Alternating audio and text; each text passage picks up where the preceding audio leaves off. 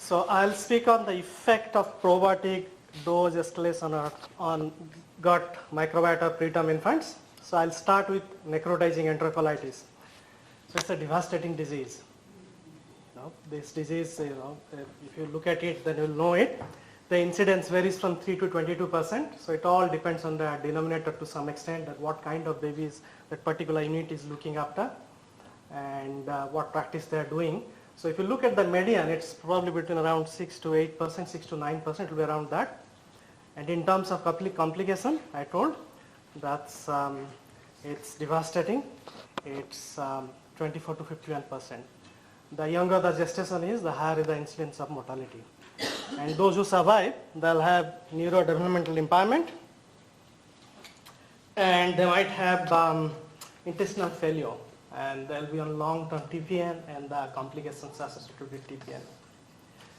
Now what to clinicians? So as clinicians, we are always on our toes. If baby is not tolerating feeds, there is some green aspirate, some abdominal distension, we are always jumping.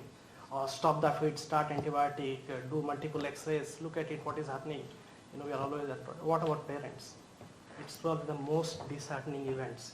The tiny one who was doing well, who has fought its battle, first few days out of ventilator on CPAP, week 3, week 4 of life, on full feeds, feeding and growing, one fine day, tummy distension, NEC, goes downhill and die.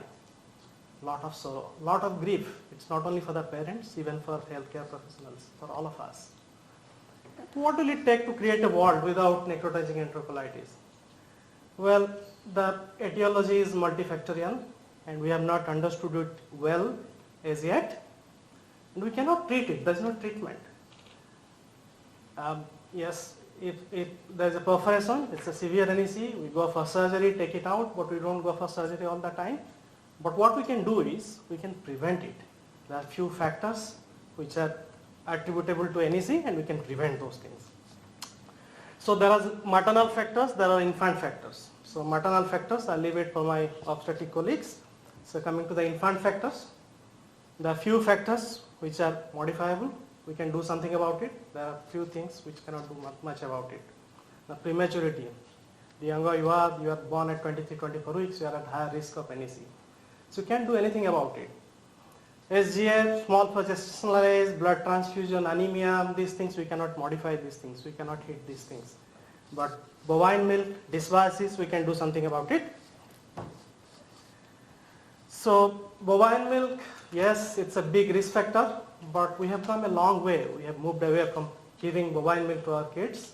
So you look at our unit, probably 99%, I'll say 100% of our preterm babies, they receive either mother's own milk or milk from the milk bank, donor human milk.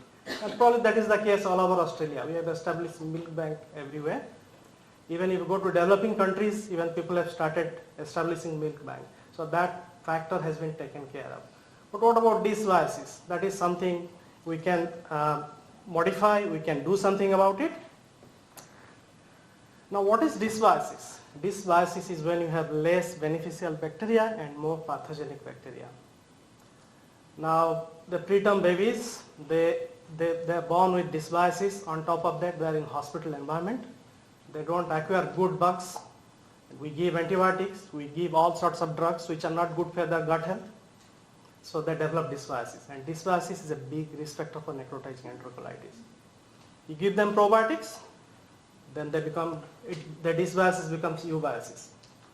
So eubiosis is more beneficial bacteria, less pathogenic bacteria.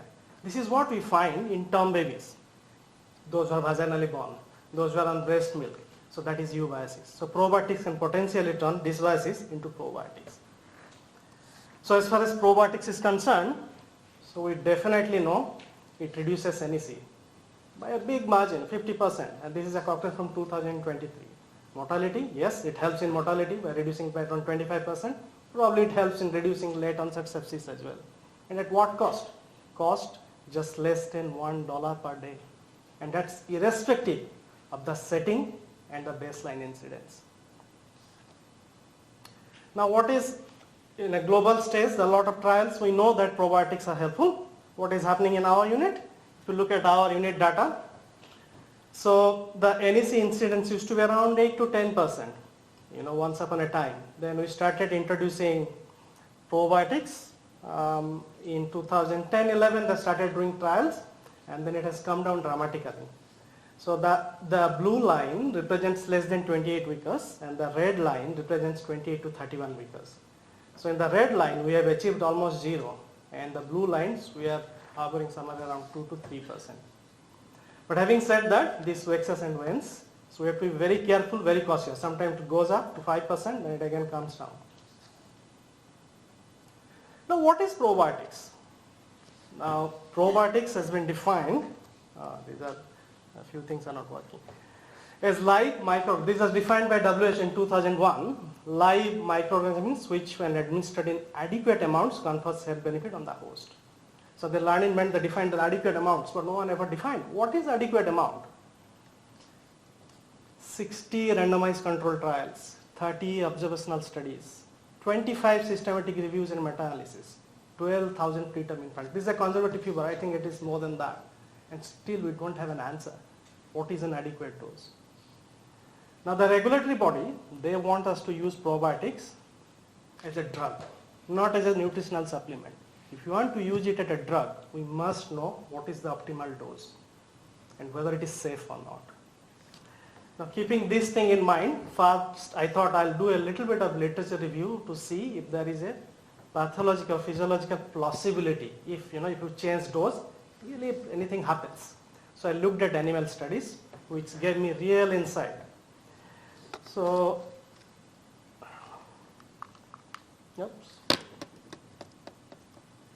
So the first three rows, if you could, they are all different animal models: constipation, sepsis model, psoriasis model. So they have compared high dose versus low dose. In the first three, in the high dose group, there was increase in eubiosis, short chain fatty acid levels, serotonin receptors was up, or there was anti-inflammatory cytokines levels were up, the tight junction proteins were up, or the toll-like receptor levels were down. So that they saw multiple things.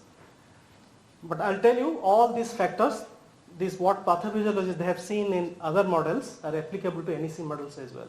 So there is a pathophysiological plausibility. You look at this Wen et al. Study. So there is no significant difference when they gave high dose versus low dose. There is no significant difference in terms of shedding of bacteria. When they looked at the poo samples, there is no significant difference. But when they looked at the cytokines, or they looked at the pathophysiology, there is a significant difference. So it's not necessarily if they are shedding that high dose, there is a differential effect. So there is in low dose there is increased virus specific IgA, and in high dose there is increase in T cell response. And in Wen et al. The other study, in 5 dose, that was the low dose group in their study, there was increase in effector T cell but decrease in regular T cell. And they saw exactly the opposite when they looked at the high dose group, that is 14 dose group. So there was a differential effect. So that this animal studies will give us great insight into the physiological or pathological plausibilities. Now I looked at human studies. There are many human studies. I just picked these two. If you look at the antibiotic associated diarrhea and probiotics use in the pediatric Cochrane, there are many number of studies. In the more than 5 billion group was more effective than less than 5 billion group. And look at the risk reduction, it was 0.37. They told even if you take heterogeneity, different probiotic species, subspecies used, different doses used, but this is a big robust impact. I think even if you take that into consideration, still it will be considered a robust impact. And so is in adult systematic review, they saw a significant reduction in antibiotic associated diarrhea on high dose group. Now what about in preterm babies? Preterm babies, the evidence is very scarce. I came across only 2 studies.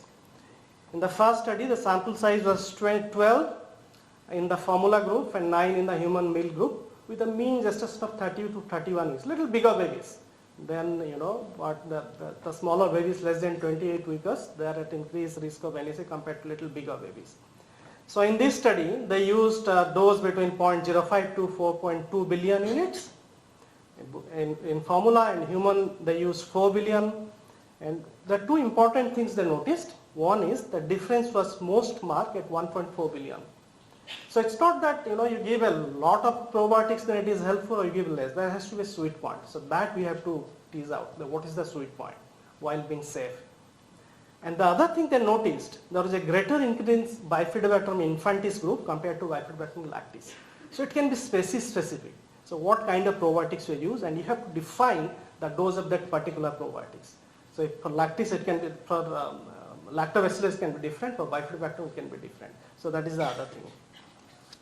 This is another study, and this has a reasonable sample size of 149. Again, the gestation was little more, 30 to 31 weeks. They used up to 20 billion, much higher than what we are using in our unit, and it was safe. And there was a quantitative colonization was similar, but there was a trend towards more colony forming units of lactobacillus and Bifidobacterium in the high dose group. So what we are doing in our unit is we are using currently 3 billion units per day. So the study we had proposed now, it's a randomized trial, not proposed, is ongoing, sorry. And the participants are extreme preterms, which are the most vulnerable group. They are less than 28 weeks up, and there are 25 in each group. The intervention is either you give 3, 6 or 9 billion, and these supplements will continue up to 37 weeks corrected as. And the product is a mixture of 3 Bifidobacterium strains. The primary outcome is stool microbiota analysis. So we'll look at different types of helpful and pathogenic bacteria in the stool sample. And we'll also look at stool caul protecting level, which is a marker of gut inflammation. So preterm gut always at little higher state of inflammation compared to term babies. So we'll see if the probiotics higher dose is reducing the inflammation in the gut as well. And these are our secondary outcomes. So we are looking at antibiotic resistant organisms on day 1 and day 28 after supplementation. And we are also looking at the fecal resistance and microbiota at 37 weeks corrected age and 4 months. And we are also collecting stool sample from term babies at 37 weeks, though we are born up at term, and at 4 months, and compare them with the samples for preterm babies. And we are looking at short chain fatty acid levels also on day 1 and day 28 after supplementation. We are looking at clinical outcomes. The study is not powered, but looking at clinical outcomes and developmental outcomes at 2 years of age. So this is the plan. What we have done so far, we have recruited 64 out of the 75 intended samples, and in 3 group 21, 22 and 21 in the other groups. If you look at the demographic variables, so they are pretty much similar. So I'm not going into the clinical outcomes, it doesn't make much sense. The stool sample microbiota will be processed at one go in one batch, so we haven't done it yet. Once we finish recruitment, then we'll send the sample to Sydney to get processed. And as the study is not powered for clinical outcome, I'm not giving it out, it won't make much sense. But what I can say is no probiotics related adverse effects and no deaths attributable to probiotics. So it is safe so far what we have used up to 9 billion. And we have even got the product tested. So product has no contamination, the batch of product which has come, and it has got adequate amount of Bifidobacter what has been claimed by the company. And if we find something, this is the first stage, if we find something significant, if we find it 6 or 9 group has significantly more bacteria and significantly less inflammation, so this will lead to a clinical trial. The clinical trial will be big because the incidence is very high, very low in babies, the NEC incidence, so you need a big sample size. So it has to be a multi-center long going trial. But first we have to establish that this is beneficial. Thank you.